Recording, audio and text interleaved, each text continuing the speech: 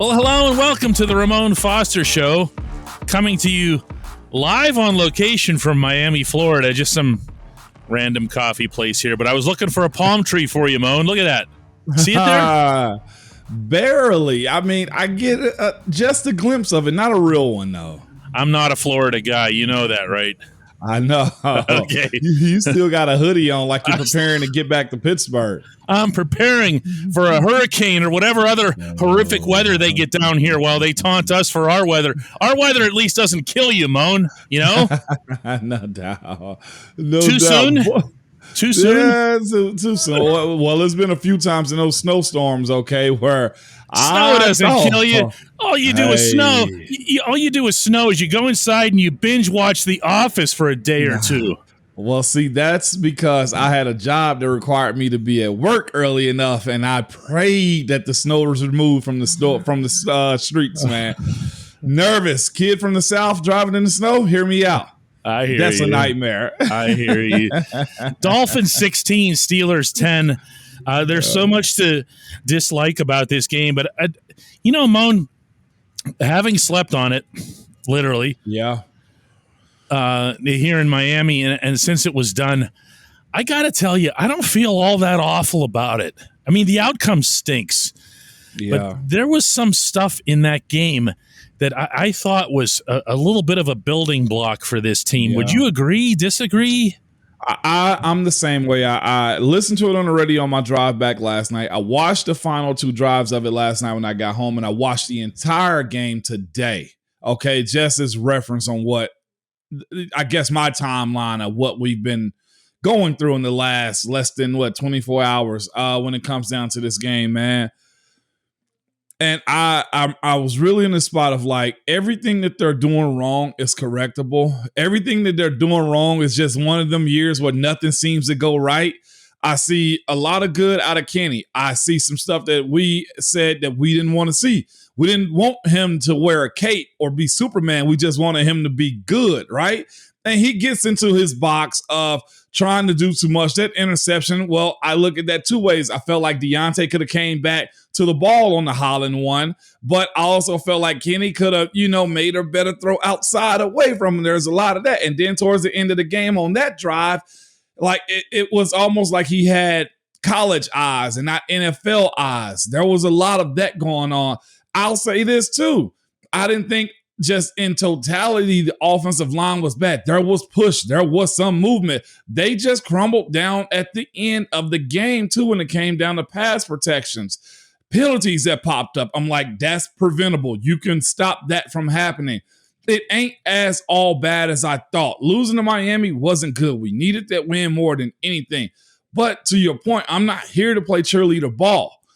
There is some good out of this, okay? And it just sucks because all the talent is there for the most part. I still think we're a couple of linemen away offensively. You need some help on the D-line.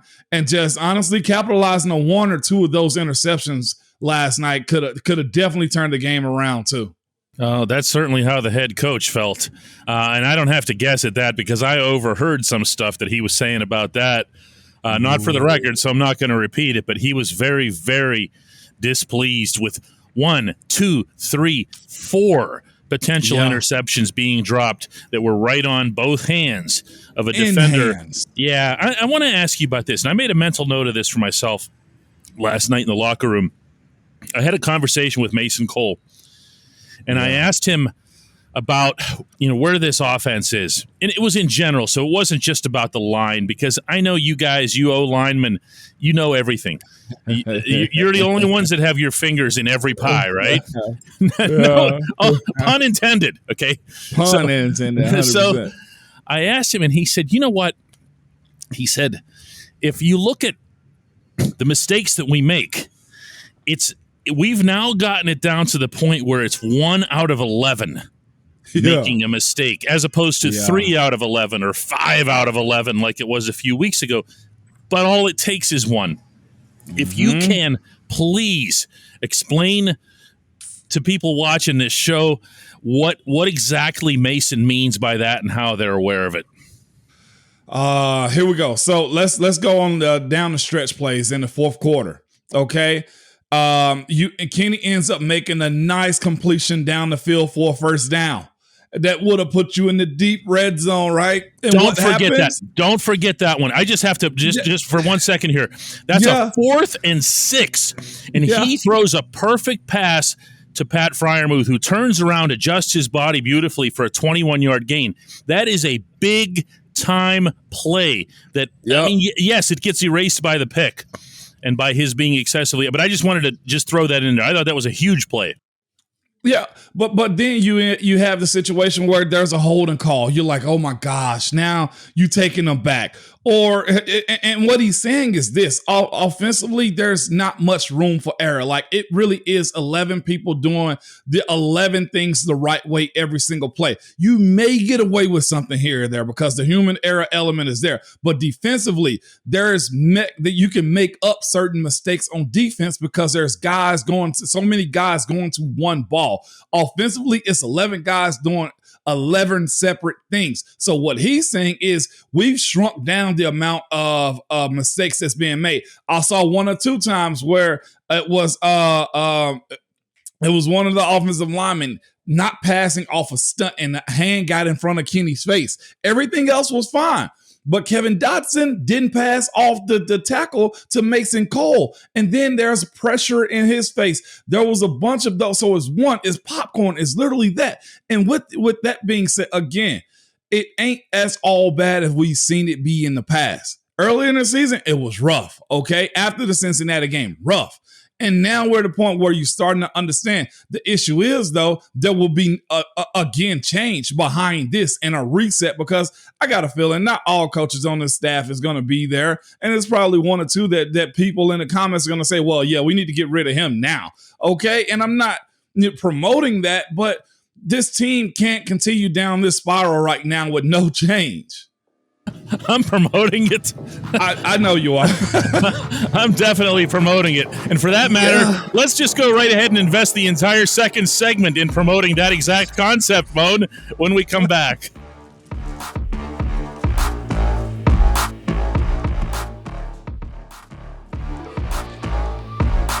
Welcome back to the Ramon Foster Show, coming to you dually on location from here in Miami, Florida, and the home of one palm tree over my shoulder. Yeah. One sickly little palm tree that's sitting in front of regular trees, so it doesn't even stand out.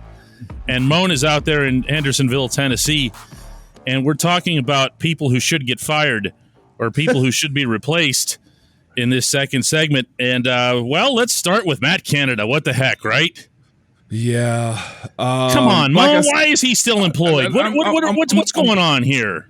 I'm with it, and here we are with it, man. The offense and how you're operating it. These end arounds or these wide receiver pitches that everybody know and their mama knows that this is what's going to happen. You're running pass sets on second and long situations or first down situations where you only got 2 guys out on routes, man. You're having these end around, fake this way, go that way, screens to tight ends that don't necessarily need to be having the ball in those situations. I'm watching you run toss sweeps to the short side of the field, and you're thinking you're tricking somebody, but everybody and their mom knows when you got a tight end here, you got an right here, you're tossing it to Najee off the edge. And I got to give it to the guys, man. Them holding their composure, them not really saying a whole lot publicly about, what's being done offensively, I think is maturity. I think they all collectively know, okay, this just isn't going to work and we got a job to do, so let's just do our job.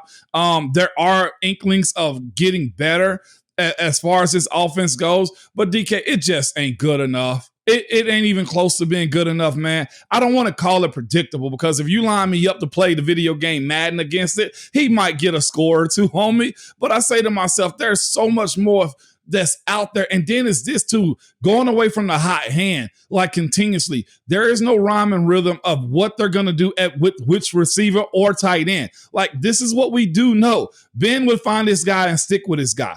Like, the way it seemed like this offense night long. The way this is being called is he's switching from, okay, go to George. Okay, now go to Chase. Okay, now go to Deontay. Okay, now go to Pat. Like, no, find the matchup and go with that matchup. And this is also the other side of having a rookie quarterback in, to where you can make him do those things because you'll call it a certain way to keep him, air quotation marks, safe. But that ain't the way the league goes. Look at what Patrick Mahomes does. Oh, I'm going anywhere. I'm going. No, guess where I'm going? So I'm going to Kelsey. Okay, Kelsey's open. Kelsey's like open. Kelsey's open.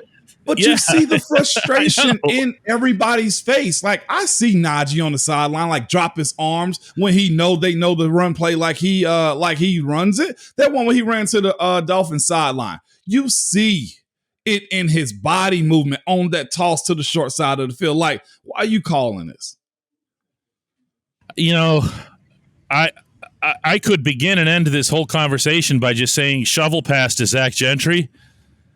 But I'm not going to do that, Moan, because our viewers deserve better than that level of analysis, or do they? Shovel pass to Zach Gentry. Thanks for coming, everybody. I mean, here's the thing. I want people to understand this, okay? Because you and I are kind of hinting at it, and I don't like when we hint, okay? These players are fed up with this guy, okay? And when I say these players, I'm going to come right out and say this. I'm not just referring to current players. I am referring to former players, and not just you. Okay, you know that I'm in touch with former players on a regular basis, and I hear from these guys, and what I hear from them isn't just mildly unpleasant regarding Matt Canada. They feel he's an embarrassment to this franchise right now. When this team gets put on national TV, and they're on a spotlight like this, okay, all of the former players in some form or other, man, it's your old team. It's Sunday night. You watched whatever else you were going to watch that day. Now it's time to watch My Black and Gold. And they put it on, and they see this crap. They see these schemes that they know are college level, high school level crap. And they're embarrassed for the Steelers. They're embarrassed for the institution that they once represented. That makes it back to the head coach. You know that. This head coach has rabbit ears and a half. Tell me, Moan, how this head coach hasn't reacted to all of this. Not even necessarily older players or from the outside. Just from what he knows. He knows is being discussed in his own locker room right now. He'll try to dead it. He'll try to make everything as normal as possible by giving understanding to what's going on. And I'll say this. I think his hands are somewhat tied. But, of course, we talk. And we had a veteran guy at our position coaching Munch who would honestly allude to some stuff that, okay, fellas, look, get through this. We're going to be fine. This will be okay. And that's what's possibly going on in individual rooms, wide receiver room, tight end room, line room, running back room. Like, there's those discussions, man.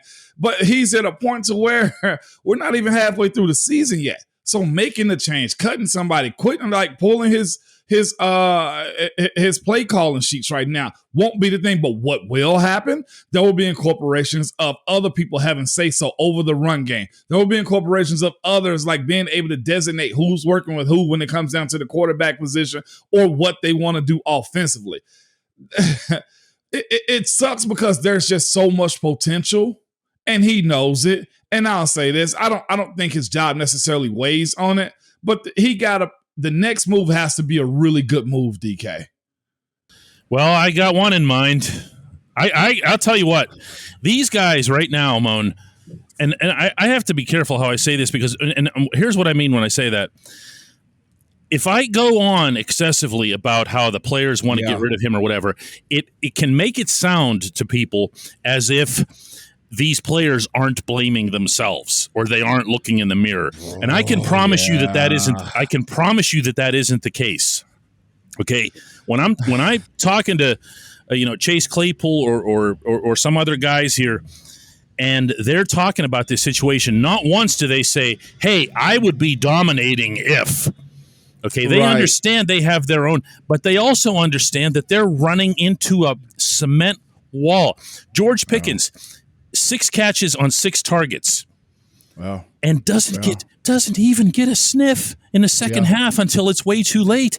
And then today somebody showed me on Next Gen Stats, on NFL Next Gen Stats, Pickens' route tree Moan, it goes like this. It's all up the edges. Imagine what he'd be if you'd give him the football in space. But this guy doesn't come equipped with that stuff. Who labeled him the guru then? He had one interesting year at Pitt forever ago, and then that was it. You know what he has, though? I'm going to say this, and boy, are you going to get this one. He has some of that really good acts like a football coach. Come on, you know what I'm talking about. I know what you mean. Good in meetings, and he kind of carries himself like badass football coach. Yeah, and I'm going to tell you that Mike Tomlin can succumb to that. He can. Yeah. He can see guys who behave like that. And this is for the people that will say, well, the players got to do that. Yeah, there's a good bit of that out there too. It is where the players got to come back to the ball, where the O-line got to stand up a little bit longer, where the running back got to hit a gap, where the defensive line can't get walked back off the line of scrimmage, where linebackers can't turn down a running back in the hole. Like there's a lot of that. Dropping 4 picks, can't have any of that, right? But on the other side of it, when you feel like you're fighting City Hall as a player, to where if I say something, I'm probably going to get fired. If I say something, then that web of coaches of knowing each other, they stick together, okay? No matter how good or bad one is. Heck, if I've seen so many coaches get fired and go to other staffs and be analysts or be somebody that's going to help out. And players can't necessarily say what they want to in those situations unless they have that gold star of bulletproofness on them, right? So what do? Put your head down, go to work, and try to will out wins, man. It's a catch-22 when it comes down to you being an individual, because this is the other part. There is no other place to go in this world when it comes down to NFL football. Right? No, you don't have a whole lot of options, Moan, that's for sure. When we come back, the only segment that matters. Hey, Moan.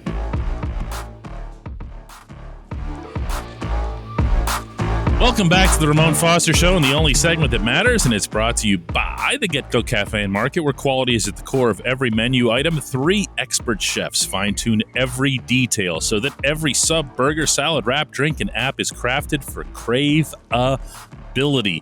Order your favorite item at Get Go Cafe and Market today.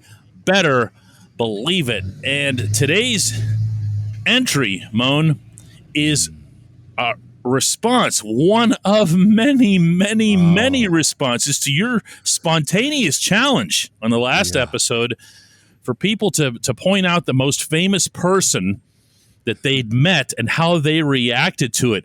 The list here was amazing. Yeah, it was. And I'm going to read one of them. It's from Pete Gadula, who says, I met John Stallworth in 1995 when he attended a conference in Carlisle, PA. I was stationed there, had the opportunity to speak with him for a minute or so. John was so humble and friendly. I also realized how he made so many catches of bad Terry Bradshaw passes. His hands are probably the size of a football, Pete said. We shook hands and mine seemed like a toddler's in a grown-up's grip. Much respect. Good stuff, Pete. Moan, there were so many of these, and I know you saw them. It was, man, and it was good to actually see everybody just kind of have a person, whether big or small. You just never really know, who you run into. And to those people, you are a star to them, or you might be the only NBA, NHL, NFL player they ever meet. Musician, like I still get that way because I appreciate the genius that musicians are to craft a song, to produce a beat, to kind of play instruments the way they do. So it was really cool for me to kind of sit back and watch them kind of gush over guys like that, DJ. Yes. Someone else mentions Kevin Stevens from the Championship Penguins. Another one, Mike Ditka at the O'Hare Airport. This covers so many different sports, but I have to say, I'm going to share another one with you, Moan. This was from Sam, who said, my OMG celebrity moment when I was a little kid was when I approached Roberto Clemente for an autograph, and he asked me my name, and for the life of me, I couldn't remember it.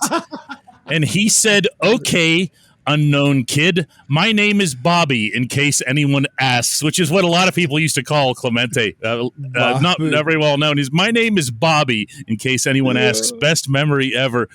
Really, really good stuff. Moan, I got to tell you, I ran into a celebrity down here in Miami. Yeah, you told me. Talking about.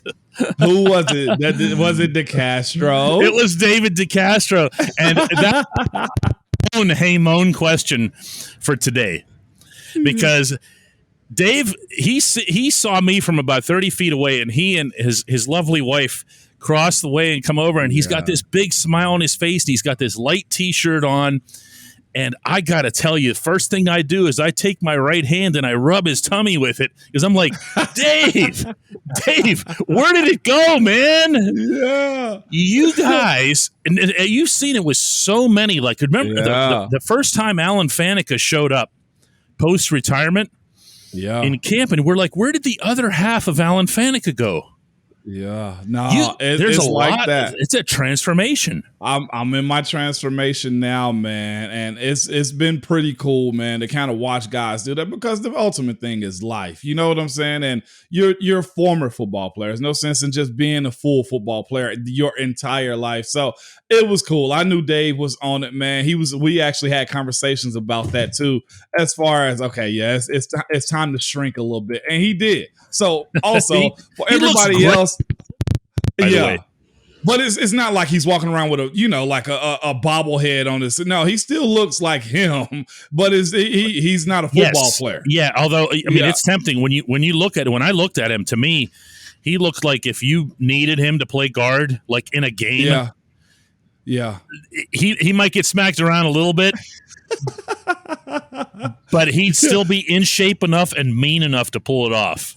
And so for everybody asking, no, he won't be coming back, and neither will I. And I think Al is done and Marquise is done. And we're good now. But I'm glad you saw my guy. Yeah, no, that was wonderful. There's nothing that makes me happier than when I see guys that I used to cover and covered for a long time, like guys like you and Dave for an especially long time and dealt with for so long. It's man, just seeing that smile. It was a good experience. We talk about this a lot on this show. We have some different relationships that get formed. Not all of them are pleasant. If I run into Matt Canada somewhere in an airport 10 years from now, he's not going to go, "Hey, it's you." but you know what though? For the most part though, guys have to be realists about their careers, their deficiencies. It'll probably just be a quiet conversation, a handshake, and y'all walk away, right, DK? But I don't think there's been many that can justify you just, rubbing their face in it. That's not usually how it goes. Like you said, we had our conversation the other day, and it was just like, well, yeah, I can kind of get that. You know what I'm saying? So most guys who are real about what it is, there's usually never a problem like that. No, I hear that. Let's do this again tomorrow, Mo, and I'll be back home.